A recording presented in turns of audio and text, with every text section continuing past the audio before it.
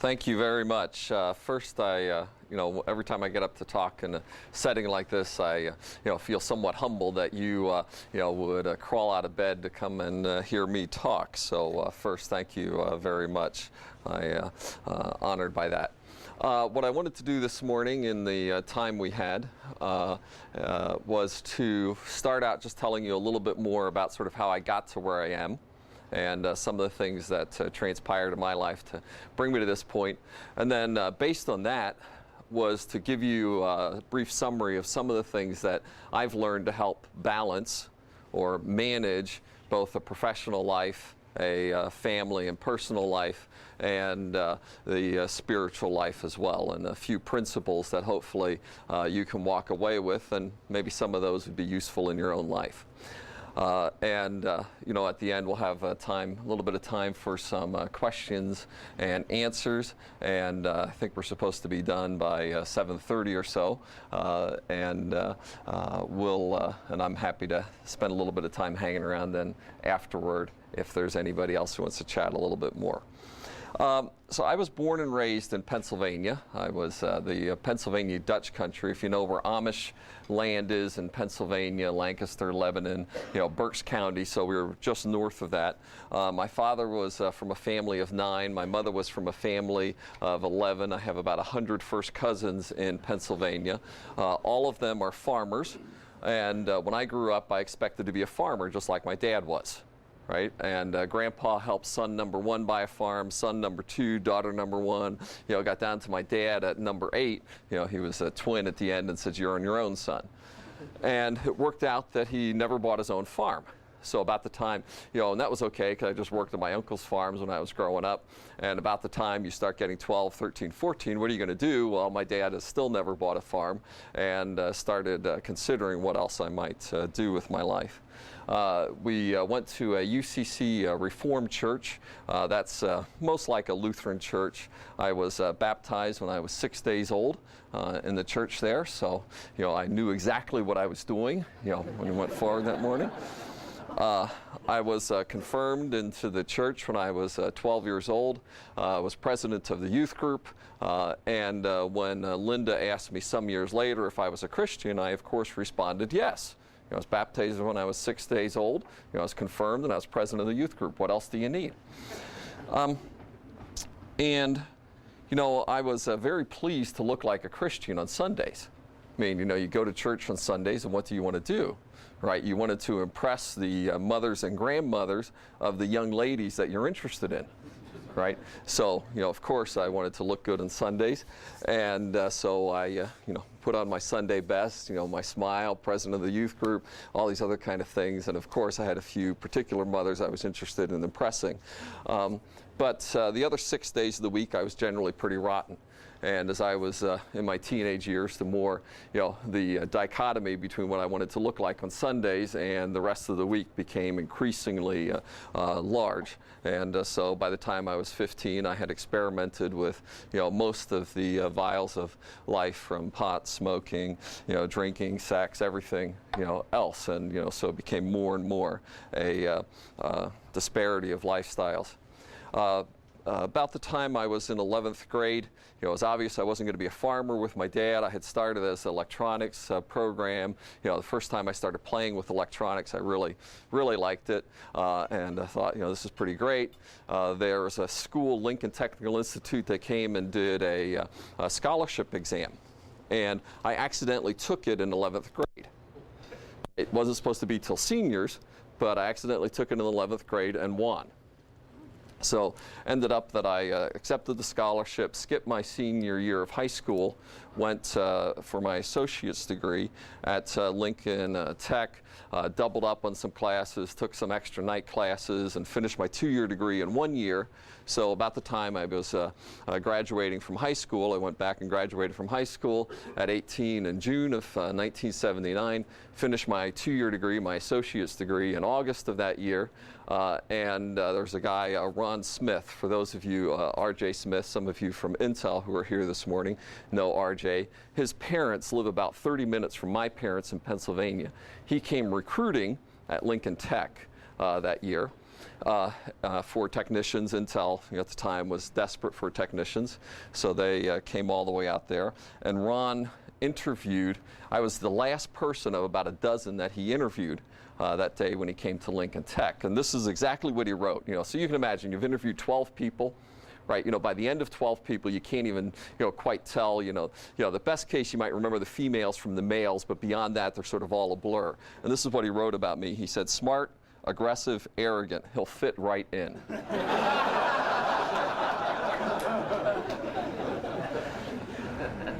So at the ripe old age of 18, by this time, I was born in Pennsylvania, very rural area. The only time we had been out of the state of Pennsylvania was to go either south to my uncle in Virginia, or we went up, we did a big trip one time. We went to Canada. Right, up to Niagara Falls. The only time I'd ever been out of the country, and never been on a plane flight. And here I am going to California to visit Intel. So quite the excitement. So graduated from high school in June, in August with my associate's degree, and make this radical trip to California to come and work for Intel at 18 years old. So I was very much the black sheep of the family. My, so my 100 cousins, my 20 uncles and aunts, right, California, there are cults, right, women will love you and leave you, right, it's earthquakes will fall into the ocean, right, all these other words of encouragement before I moved to California. There are two other guys that I moved out to California with that were hired by Intel from Lincoln Technical Institute. One of those was Bob. And Bob sort of like guns and bombs and grenades and stuff like that, sort of a neo-Nazi kind of guy. And Jack was your typical deadhead, right, kind of guy, Grateful Dead, bongs and pot smoking and, rock and roll. So you can see I was in a very spiritually conducive environment, right, because the three of us had a house together when we moved out there. And yeah. Anyway, I'll tell you more stories about Bob and Jack, but I'll leave the names. I won't go any further in the names. One of them is still at Intel today. So, but very spiritually conducive environment. And remember, I told you about this, increasing disparity of my lifestyle, of what I was on Sundays, what I was the rest of the week. Moved to California. The first earthquake. How many of you have experienced an earthquake? Okay, almost all of you. Remember the first earthquake that you were in? So, I'm, very rural Pennsylvania, never been in an earthquake, had no idea what in fact was going on. Sitting at home, one of my first, out in California, maybe a week at this point, and sitting at home, and an earthquake hits. And I was sitting in a chair at a table, and literally I jumped over the back of the chair. I was so frightened by this earthquake. So, all of these things going on, these dramatic changes in lifestyle, my first earthquake, low riders in California, just all of this craziness going on, starting to work for Intel. But of course, I go to church. I've been going to church since I was 6 days old, so I go to church and meet this young lady, Linda, and at the time, and she asked again, are you a Christian? Well, of course I am. I was baptized. I was president of the youth group. Confirmed. What else does it possibly take? And I became very challenged as I went to a Christian church there, realizing that in fact, even though I thought I was a Christian, I was absolutely certain I was. My lifestyle didn't bear that out. And in February of 1980, became challenged and became a born-again believer and was baptized into Christ and made that commitment to him at that time. One brief story about that. Right after the week after I was baptized, I'm walking down the halls at Intel, and this guy comes up to me. His name is Bob Matthews, not the neo-Nazi Bob, another Bob. And Bob comes up to me, and he looks at me, You can sort of tell as he's walking down the hall that he wants my attention, but I couldn't quite tell. It's sort of odd. So he comes up to me and he says, "Hi, I'm Bob Matthews." "Hi, I'm Pat Gelsinger." Or I said, "Hi, I'm Bob Matthews." And he says, "Are you Pat Gelsinger?" I says, "Yes, I am." And he says, "God told me that I should be your roommate." That's exactly the look on my face, right? God is talking to you about me. But anyway, it's just a very, God had an incredible presence and leading in my life at this point, going from this disparate lifestyle, right? This huge difference in what I was and what I said I was to becoming a Christian at that time. And so, a very spiritually exciting period of my life. Intel was a great employer. I start working for Intel. I'm a technician at this point. And part of the reason I accepted the job at Intel was they said, we'll give you a very flexible work school situation. So I'm going to school full time at Santa Clara to finish my bachelor's degree. So I'd go each morning to school and classes. I would work all afternoon and evening, and then I'd study all night. And then the next day I'd take classes all morning. I'm a full-time student taking 12, 16, 18 units at Santa Clara, and you can see doing that day and night. So I did my bachelor's that way. I did my I had part of my associates applied, so 3 years of bachelor's degree, full-time. I did my master's at Stanford that way and went on to do PhD work that way. I never finished my PhD, but that's another story we'll get to in a moment. So, I have the cheapest, most expensive education possible since Intel reimbursed all of my bachelor's, master's, PhD. So I had a scholarship for my associate's degree. Intel paid for all of my other degrees. So, this absolute, perfect experience. If you're just a masochist and ready to work and never work and study all day and night, it's absolutely perfect. But a wonderful situation. But you can imagine working full-time at Intel, lightweight, going to school full-time. And I was working on lightweight projects at Intel as well. So I'm on the design team for the 286. On the design team for the 386. I was engineer number 4 in the 386. I was the design manager for the 486, right? The architect and then the design manager for the 486. So you can just get an idea for how busy my life was at the time. In fact, one time Linda, I started, getting to know Linda. And, well, let me pause right there. I'll tell you the first story of when I meet Linda. So, go to church. Remember I said I go to church every Sunday. We were working on my car, so I walked down to this Christian church down the street. The first Sunday I walk in and meet this young lady, Linda. And, so what's a young lady supposed to do? Well, greet visitors. And I'm a visitor to church, so her and one of her friends comes up, and greets me. And I say, hi, I'm Pat. I just moved into the area. I work for Intel. Linda asked me, do you eat in the cafeteria?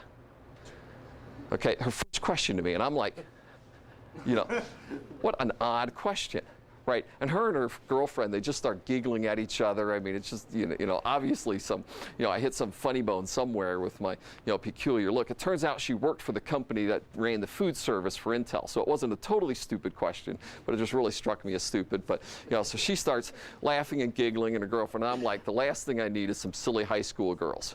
So, I'm not interested at all in her.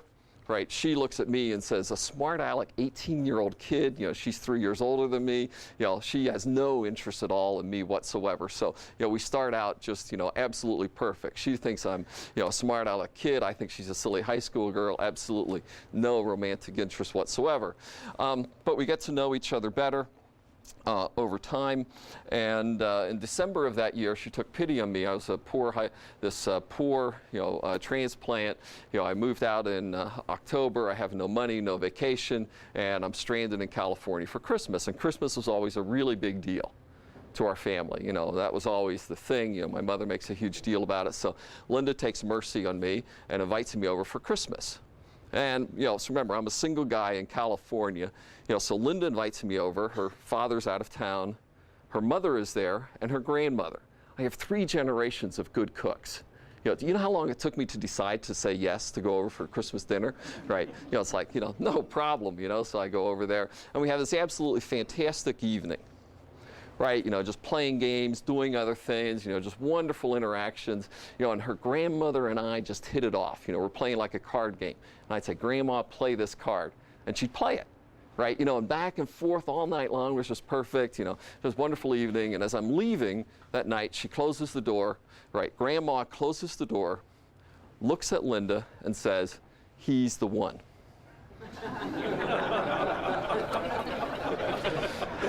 Now, remember, we have no romantic interest whatsoever in each other at this point, none whatsoever, right? And Grandma says, he's the one. About 2 months later, Linda's mother says, he's the one, right? It just took Linda about 2 more years to actually agree with his prognosis.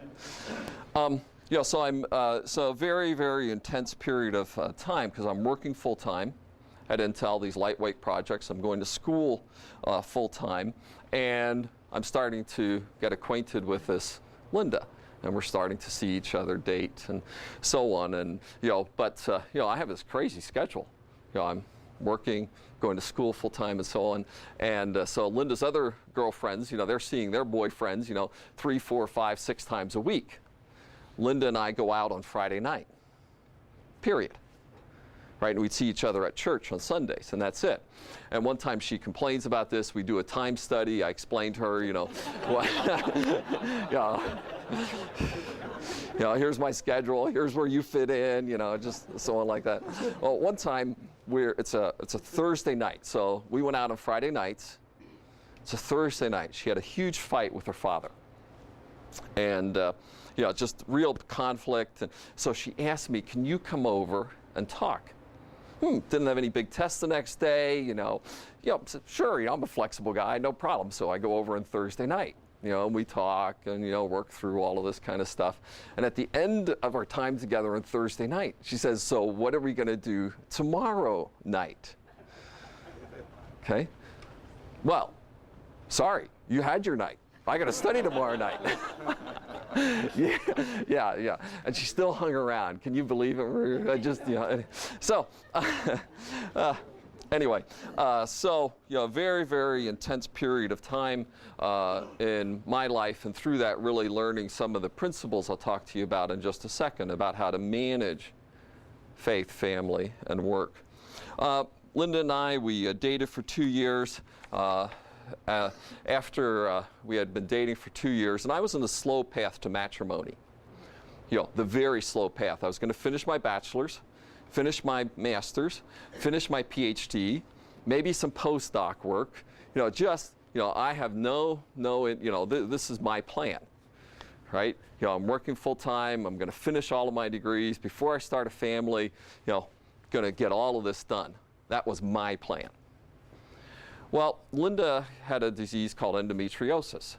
And for those of you who know that, a disorder of the reproductive system, she ends up having surgery, having one ovary removed, part of her second one removed. Her OBGYN says to her, right, you either have kids now or you never will.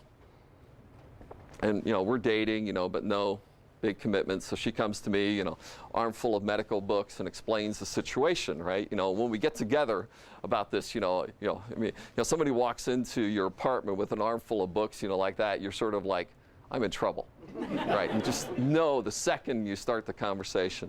So she explains the situation. My plan was, matrimony 5, 6, 7, 8 years from now, after I finish all of my school.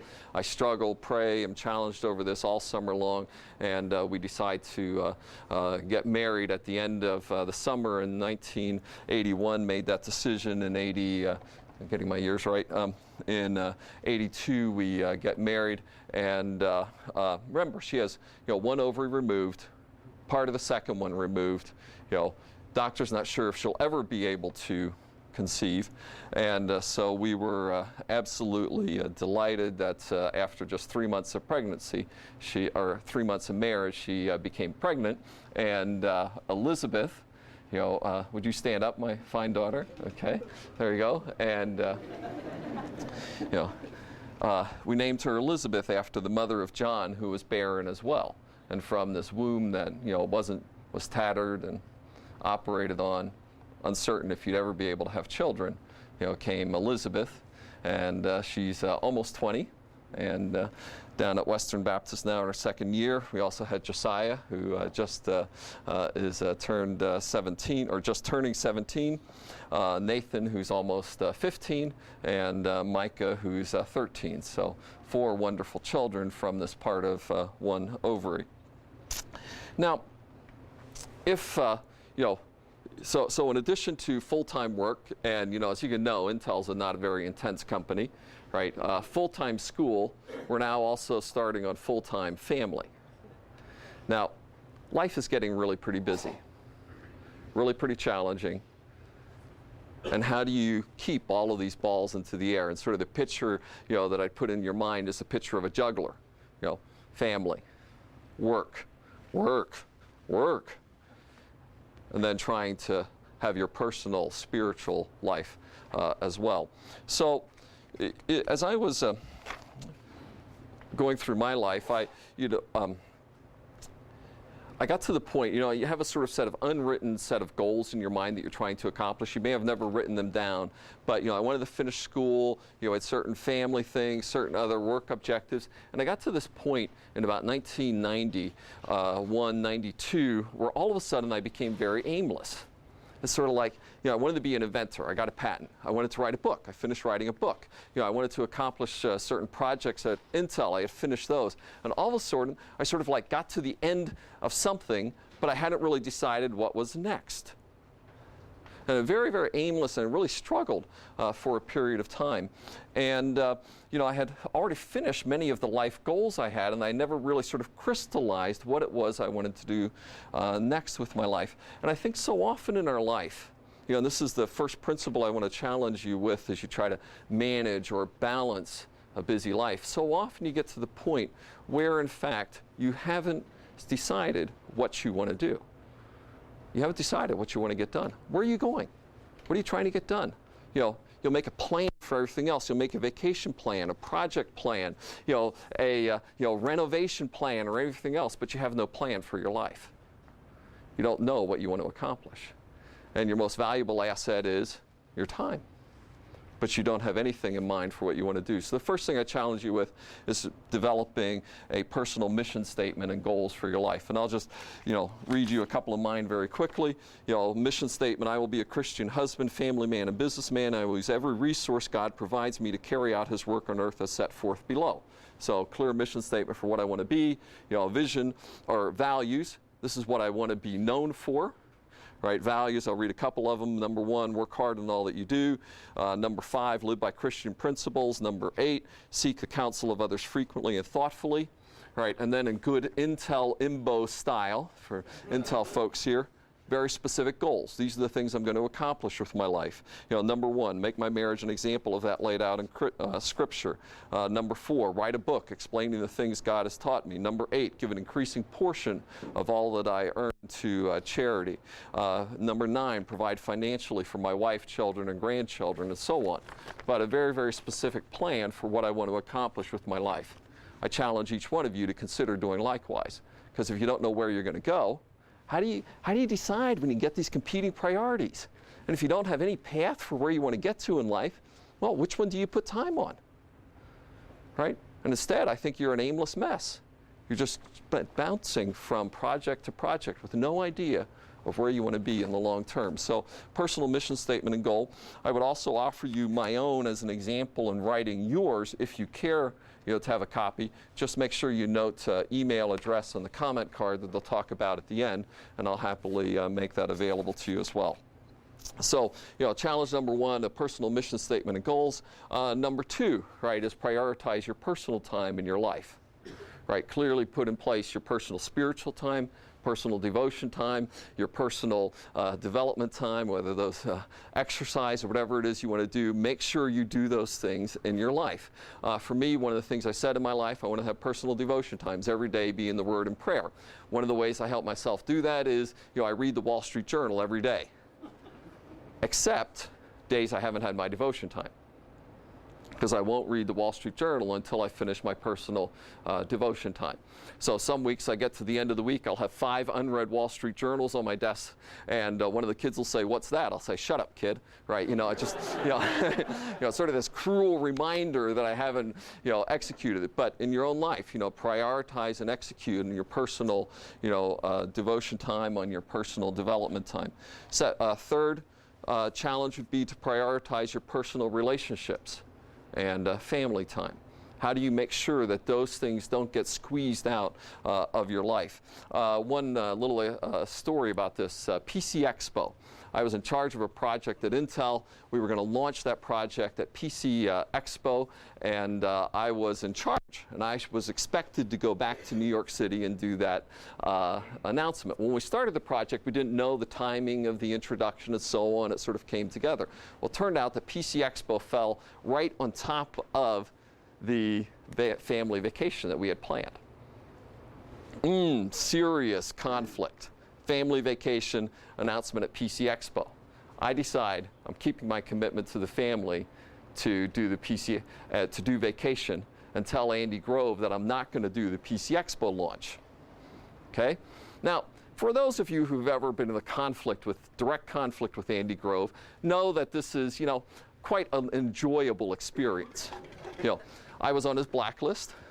He publicly assailed me for my bad decision. Worse yet, the announcement did not go particularly well, right, back at PC Expo. So now that's a double black mark, right? First thing, you idiot, right, you didn't prioritize correctly and give up your family vacation time. Second thing, the announcement didn't go particularly well at the time. But I had made a commitment. I was going to do that. I was going to keep that commitment to my family at the time. And, right, if you're going to be a person that's balancing things, you're going to have to make real trade-offs. Sometimes they're going to be very hard and struggles, and I could, share a number of other stories, but that particular one became extremely well known inside of the company at the time, and that was part of who I was. I'm going to keep my commitments to my family. I try to spend time every week with my children, try to prioritize them, take them for breakfast during the week, date my wife regularly. We just got back from a 2-week trip to Europe, just the two of us. We farmed out our kids. Anybody want another kid? We'll give them. So we went off for 2 weeks to Europe, just the two of us, but clearly prioritize in your own life your family time, right, and those commitments that you want to have there. So, now you know where you're going with your mission statement. You've prioritized your personal time, right, your personal spiritual growth as well, your personal relationship and family time. Now, the next thing I'd say is work hard. Be a great employee. Don't be a good employee, be a great employee, right? Do the absolute best in everything that you are. And in doing that, you build this value account that allows you to weather these tough times. Now, if I had just arbitrarily told Andy to pound sand, right, with his PC Expo announcement, and hadn't proven myself as a great employee, you can imagine my long-term career at Intel may not be particularly successful. But I had clearly over time developed a very, very strong credibility, work ethic to be a great employee. And I don't mean as a workaholic, right, just as a maniac to do that. I mean, when you're there, be 101% there, be your absolute best. Sometimes you don't like your boss. Get over it, right? Still be a great employee. Sometimes you don't particularly like the project that you're on. Get over it. Do a great job with what you're doing and everything that you possibly do. Work hard, be the absolute best. And you are going to have to make trade-offs. One of the things, I got into a period where, maybe some of you have seen this, you leave at 5. 3 months later, you're leaving at 5:15. 3 months after that, you're leaving at 5:30, right? And you just, you follow this trend, right? You know what time you're getting home at night, right? After a year or two, right? 6, 6:15, 6:30, 6:45, I mean, it just keeps degrading from there. And my wife, my very gentle and lovely wife, Linda, sort of says, this is out of control. So we put in place, and all you Intel folks will absolutely love this, we put in place a scoring system. And we have a chart, right, that my secretary produces each month. I mean, this is for real, I'm serious. Huh? So, if I get home, if I'm home by 5, in the door by 5, that's 2 points. Okay, if I'm home in the door by 6:15, that's 1 point. If I'm home after 6:15, that's 0. And if I'm gone a weekend day, that's -1. So that's the numerator. The denominator is the number of work days, right? My secretary produces that chart every month for my wife and I. And, the point about it is, I mean, we're goal-oriented, people. I mean, our jobs and our careers, you're goal-oriented. So set a goal, right? And where are you going to be in that graph? And I have periods. I know that I'm going to be traveling a lot, which needs to compensate for periods that I don't travel as much. But be very, very clear, explicit. This is what I want to do, right? And I have a goal against that metric, right, of being home 60% against that metric. How am I doing? Working on it. But still, very specific. This is how we're trying to manage and juggle and still be a great employee, but still to manage that trade-off between family and home. Fifth thing I challenge you to do is have mentors in your life. I was working on the 386. I'd given a presentation about the 386 to Gordon Moore, Andy Grove, a bunch of these guys were in the audience. And I really challenged. There were some big problems going on with the chip at the time. About a week later, I'm sitting in my office and just very, very intently working on my computer, right? And the phone rings. And you know how much I wanted to be interrupted at the time? Pick up the phone. Who is it? The voice comes back, Andy. And I go, Andy who? Right, And the deep baritone voice comes back, Andy Grove. And at that point, I am just befuddled and beside myself, right? Blah, blah, blah, blah. And he starts, and he says, I was impressed with the presentation you gave last week. Good, right? And he starts saying, what are your career objectives? What do you read? What are you studying? What are you trying to do next? And he just starts shelling me with these questions.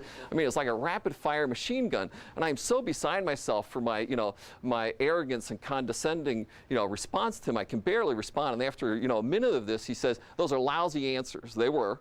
Be in my office in a week with better ones.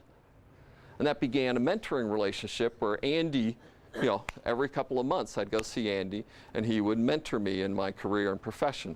I challenge each one of you to have mentors in your life, people who are not impressed by you, who are challenging you, who are committed to making you better, who are ready to be accountable. You said you were going to do that. How are you doing against that? Are you really executing on what you said you would? I challenge you to have those in both your professional as well as in your personal life. Right? And to have those people who are committed to making you better. And if you don't have mentors, people who are pulling you up, how are you really going to improve and tackle those areas in your own life? Right? And finally, number 6 is, be a clear witness. Be ready to be the person that you are. Right? Be ready to be accountable, be ready to be visible about those. Reason I'm standing here today, Bernie, where are you, Bernie? Bernie Daler initiated the Intel Christian Bible Network. No, Intel Bible. Anyway, ICBN, Intel Christian Bible Network. He asked me to give a talk as they launched that inside of Intel at the time. And knowing I was a Christian, knowing that I was a fairly senior person, he asked me to do that. So that was the first time we gave the juggling talk, which Bernie helped put on. And so I said, I was really struggled over this. Should I be that visible inside of the company? Should I stand up and speak about the principles, the character, et cetera, that I wanted to do or not? And decided to do that. That was the first juggling talk. We did it several times, very successful. Some people heard about that outside of the company, so I gave it outside of the company. Campus Crusade for Christ heard about it. I've now given that talk internationally in about 15 different countries to thousands of people. And in fact, I'm hopefully we'll see the version of Balancing Faith, Family, and Work, a book to be published by Victor Books. Hopefully we'll have a big area for it here at Borders so very shortly. Maybe this table right here, what do you think? Sort of in the front where people can see it. And that should be on bookshelves in about 30 days. On that book. So with that, in summary, I challenge each one of you to have a mission statement to prioritize your personal life, prioritize your family life, be a great employee, put mentors into your life, and be an integrated person. Be a clear witness in both your public and personal life. Thank you very much.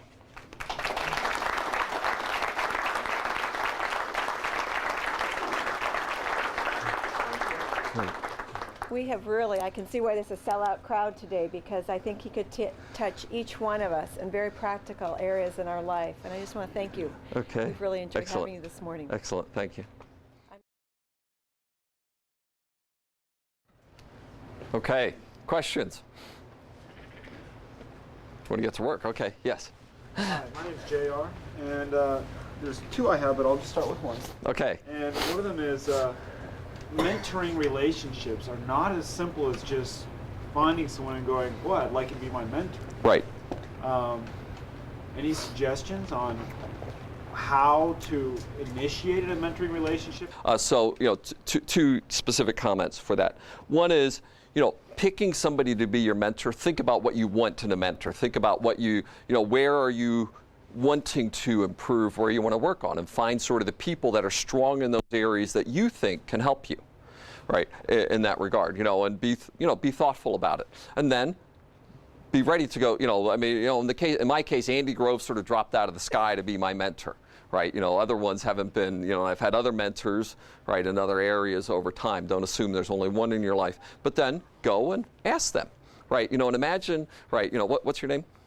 Dick. So imagine you come to Dick and you say, Dick, I really want to work on my family relationships. And Dick, I've been impressed by how you manage your family. I've been impressed by how your relationship with your wife and your children, right? And I would like you to help me in that regard. And, if you could just spare some of your time, I'd be most appreciative so that I could learn from you in that area.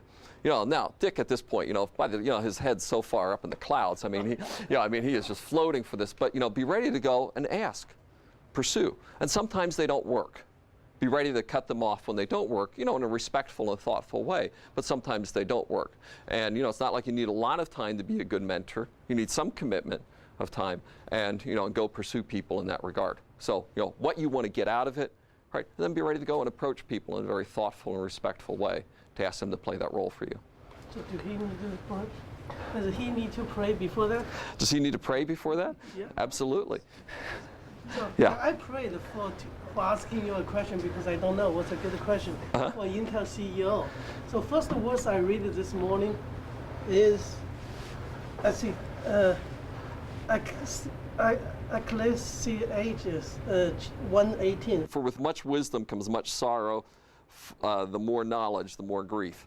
And I think in many regards what you see in Scripture is the challenge that, the more responsibility you have, the more challenges come with it.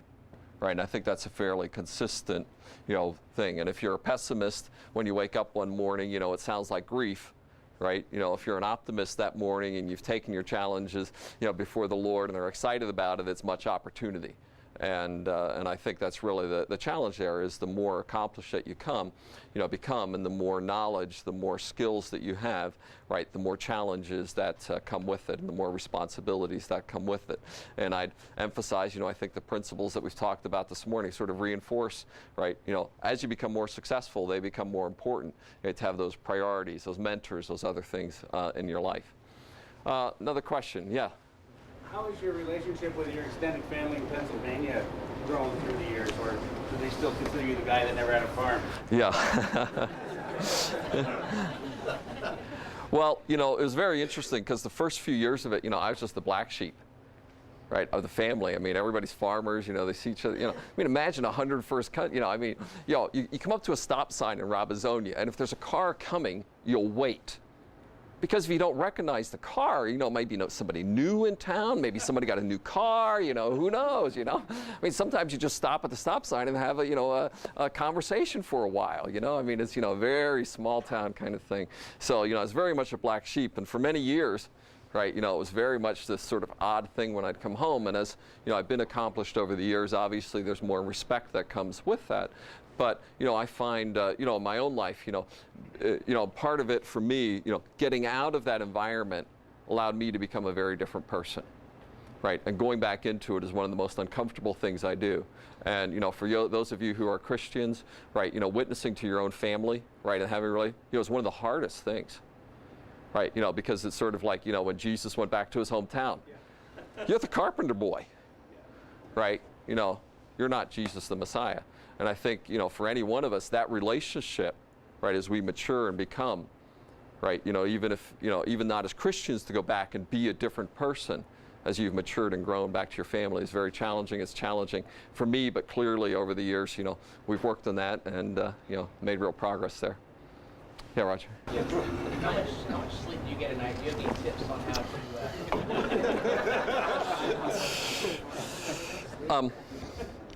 Well, I sleep about five hours a night, right? And I've done, I started doing that when I was in, college. God's given me that metabolism, and that's what I do. I sleep more on weekends to try to catch up. To me, the more, and you trade off, times it's worse and times it's better. To me, the far more important thing, right, is being consistent. Right, being very regular with that and getting a pattern that's acceptable for you in that way. Now, just with it, some people need 8 hours of sleep. Great, take 8 hours of sleep. I'm not worried about the 8 hours. I'm worried about the 16 hours, and how you use the 16 hours a day. Right, if you need 8 hours, take 8 hours. But how do you use the 16 hours that you're left with? How much of it goes to family? How much of it goes to work?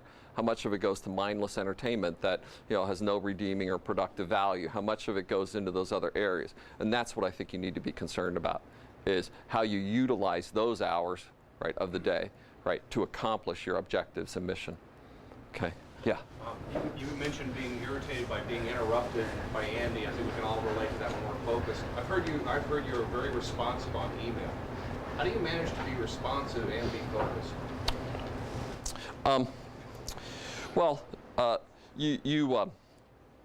I get about 110, 120 emails a day, and with that, the only way to keep up, it's sort of like, I sort of view it like the ocean. Every night, a bunch of driftwood gets dropped on the shore, right? You sort of got picked, and for me, I just, if I get behind, I'm dead. Right, you just can never sort of dig out of it. So, I'm just a maniac with responding or getting it out of, done. And, and lots of things, I get off of email lists all the time. I tell people to send it or forwarding it to other people, right? And then ones that I'm responsible for, I try to be very, very responsible. Just one quick story. A number of years ago, I gave I was running a 2-in-a-box with Mike Amar. Some of you might remember it. And in my half of the box, I got a question from somebody. And I gave a pithy response. I says, fine. Mike Amar came back to me, a few hours later, and he says, Pat, you are not doing your job. You know that wasn't fine. You just said it was fine because you didn't want to deal with it or manage it properly. Boy, this is like, stabbing me in the heart at the time. But what I realized then, and what I try to do very much now, is when I respond, email or something else, I'm going to do my job well. Right? I prefer not to respond with a pithy response than, versus giving a quality, this is the thoughtful, this is the right thing to do. Now, the discipline of doing that is very hard. I have 99 emails to go. But if you don't do a good job, you know that it's going to come back to haunt you 4, 5, 6 more times in the future. Doing a weak job now, right, make sure that you're permanently behind, right, in the future because you've mismanaged or not dealt with that situation properly. So the advice I'd give you, be extraordinarily disciplined about it, right, but also do a high quality job when you do respond. Right, and do deal with those things. Again, one comment in closing, and I think we wanted to, be respectful of people's time. I'm happy to spend a little bit more time, hanging around, chatting up here even more. But I really, challenge, each one of you. I don't care if you like anything that I've said this morning. What I would really like, though, is, for a few of you to take just 1 or 2 of these principles. Don't try to do them all, but take 1 or 2 of them and say, that's something I'm really going to work on. Just take 1 or 2, try to apply them in a thoughtful way, right? And then this is a great investment of your time and mine this morning. Thank you and God bless.